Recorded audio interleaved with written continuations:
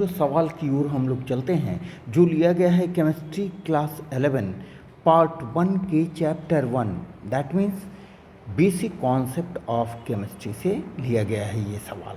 ठीक है, ये क्वेश्चन नंबर है 1.32 बेसिक कॉन्सेप्ट का क्वेश्चन है। देखिए, थोड़ा देखने में लंबा चौड़ा क्वेश्चन है लेकिन ध्यान से इसको पढ़ो, कोई विशेष बात इसमें नहीं होती है।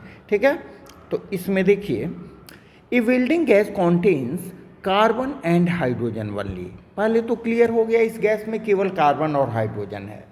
अगर उसको बर्न कराते हैं, burning A small amount of sample of it in oxygen gives 3.38 gram carbon dioxide and 0.690 gram of water.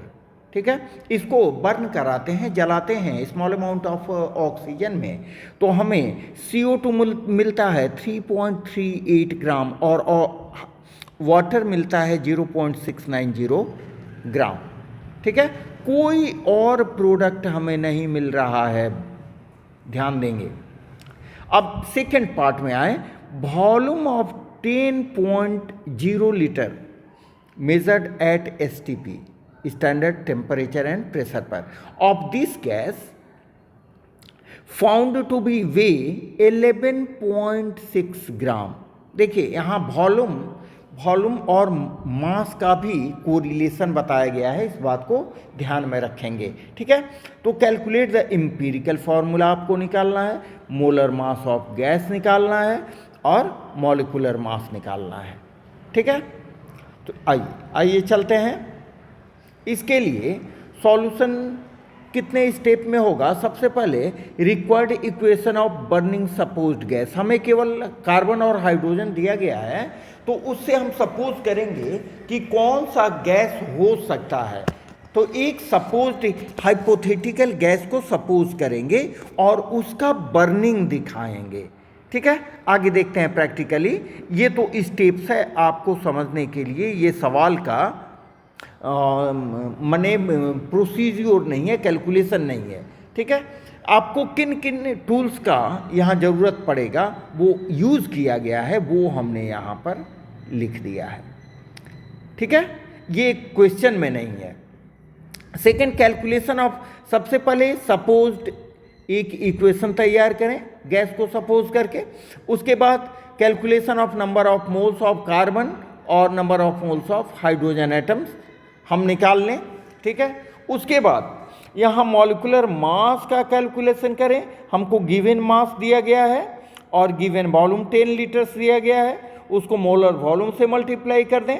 ठीक है, तो हमें मॉलिक्यूलर मास या मोलर मास निकल जाएगा। ठीक है, कैलकुलेशन ऑफ मॉलिक्यूलर फार्मूला, ये कैसे होगा? Molecular formula is equal to होता है empirical formula to the whole n, जहां n इज इक्वल टू है वैलेंसी फैक्टर, और valency factor is equal to होता है molar mass by empirical formula मास।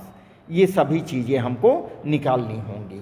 ठीक है, चलिए एक दो बार प्रैक्टिस करेंगे, मज़ा आएगा बनाने में। आइए प्रॉब्लम से हम क्या देखते हैं, प्रॉब्लम से देखते हैं। पहले हमने welding gas contains carbon and hydrogen only, carbon और हाइड्रोजन केवल वेल्डिंग गैस में है, तो उसको हमने सपोज किया, उसको डिनोट किया CXHY से, और बर्निंग, उसका बर्निंग होता है, इस सपोज्ड गैस का बर्निंग होता है, तो ये केवल कार्बन और हाइड्रोजन है, मीन्स हाइड्रोकार्बन है। ठीक है, तो हाइड्रोकार्बन के बर्निंग का ये जनरल फॉर्मूला है, CXHY plus X plus Y/4O2। Oxidation के केस में हम ये जनरल फॉर्मूला, आप याद रखना, बड़ी काम वाली चीज़ है। ठीक है, ये किसी भी गैस के लिए, किसी भी हाइड्रोकार्बन के लिए आप यूज़ कर सकते हो। तो प्रोडक्ट क्या होगा, इसमें XCO2 बनेगा और Y/2H2O का फॉर्मेशन होगा। यहाँ पर ऊपर में दिया गया है मोलर मास ऑफ CO2 और मोलर मास ऑफ वाटर, देखिए यहाँ पर दिया गया है। ठीक है, जबकि हमें मिलता क्या है, प्रॉब्लम से क्या दिया गया है, 3.38 ग्राम, गिवन मास है 3.38 ग्राम ऑफ CO2 और वाटर का दिया गया है 690 ग्राम। तो इससे आप नंबर ऑफ मोल्स निकाल सकते हो given mass by molar mass. ठीक है, यहां देखिए obviously number of moles of carbon atoms is equal to number of moles of CO2। जितना कार्बन रहेगा नंबर ऑफ मोल्स, जितना कार्बन का रहेगा उतना ही ना CO2 बनेगा जी। ठीक है, तो इसमें CO2 का कितना दिया गया है 3 देखिए यहां पर 3.38 ग्राम, 3.38 ग्राम गिवन मास बाई, ये बाई है, बाई मोलर मास। तो आपको सॉल्व करके आया 0.077 मोल। उसी तरह हाइड्रोजन का number of moles given mass by molar mass, ठीक है, इनटू 2। यहां देखिए number of moles of hydrogen atom, hydrogen atoms का मोल इक्वल कितना होगा number of moles of H2O into 2, H2O into 2। क्यों?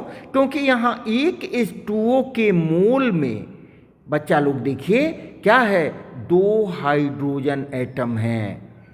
एक H2O में 2 हाइड्रोजन एटम हैं, दिख रहा है ना। एक H2O में देखिए यहां 2 हाइड्रोजन एटम आपको दिख रहा है, ये देखिए।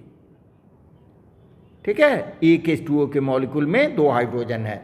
तो ये हो गया आपको number of moles given mass by molar mass.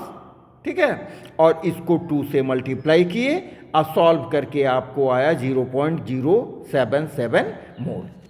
ठीक है, तो अब empirical formula of the gas क्या हो जाएगा, ratio of carbon is to hydrogen, carbon और हाइड्रोजन का रेशियो। तो नंबर ऑफ मोल्स कार्बन और हाइड्रोजन का क्या निकाला है हमने, 0.077 इज टू 0.077, दैट मीन्स 1:1।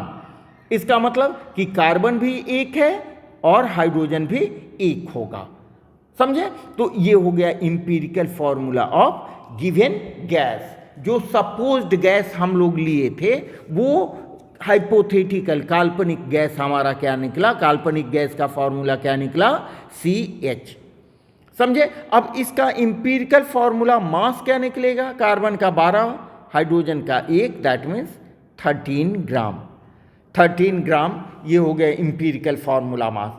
ठीक है, अब देखिए इक्वेशन 1 से क्या देखे हैं हम, मोलर मास ऑफ गैस, या ये जनरल कॉन्सेप्शन है, molar mass of gas is equal to mass of 22.4 litre of gas.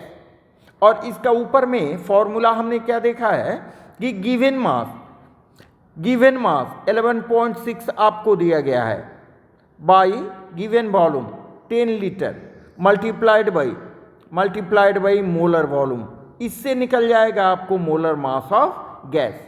तो मोलर मास ऑफ गैस आपको मिल गया 25.984, ठीक है, which is equivalent to 26 gram. Molecular mass of gas कितना हो गया, 26 ग्राम। ठीक है, तो अब हम वैलेंसी फैक्टर कैसे निकाल लेंगे, valency factor is equal to molecular mass of gas by empirical formula mass is equal to 2। Valency factor हमारा 2 हो गया। तो मॉलिक्यूलर फॉर्मूला क्या हो जाता है, empirical formula to the whole 2। तो इंपीरिकल फॉर्मूला है CH होल 2 दें तो आपका आ गया C2H2, C2H2। ये गैस आपकी है इथीन। जो आपने गैस सपोज किया था वो गैस वास्तव में है इथीन। ठीक है, तो इसको थोड़ा आप प्रैक्टिस करो, समझ के प्रैक्टिस कीजिए, बहुत इंटरेस्टिंग सवाल है। ठीक है, तो अगर आपको ये चैनल, ये एक्सप्लेनेशन बढ़िया लग रहा हो तो आप ज़रूर सब्सक्राइब करें TNT केमिस्ट्री वर्ल्ड को। ठीक है, सब्सक्राइब करें, अपने दोस्तों में शेयर करें, लाइक करें और अच्छे कमेंट्स दें ताकि हम भी इनकरेज हों। ओके, थैंक यू, मिलते हैं नेक्स्ट वीडियो में। Have a nice day, thank you.